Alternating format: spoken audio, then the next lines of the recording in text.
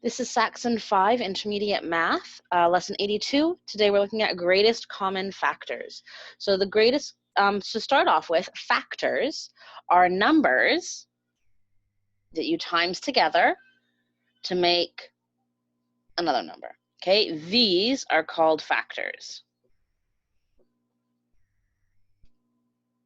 Okay, so when we're talking about our greatest common factor, we're talking about greatest common factor is the factor that both numbers have in common, that is the biggest one they have in common.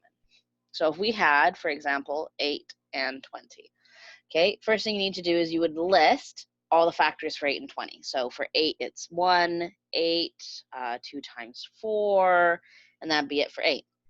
For 20, we go 1 and 20. I always start with 1 and 20, by the way, or 1 and whatever number, because the 1 seems to be the one that everyone forgets.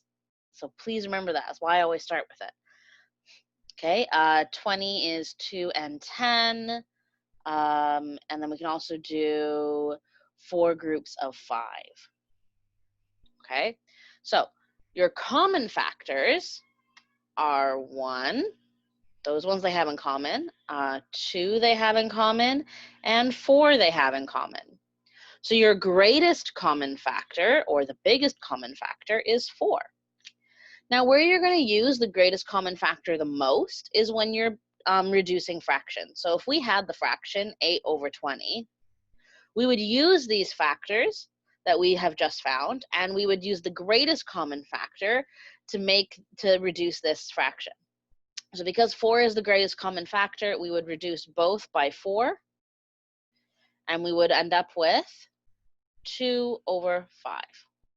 Okay, this is now a reduced fraction, or your lowest terms.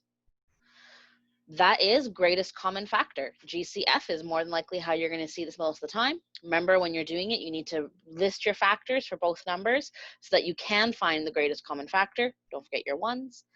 And then you just usually use it in fractions. You can use it to reduce and get your lowest terms. That's greatest common factors, lesson 82, Saxon Math 5.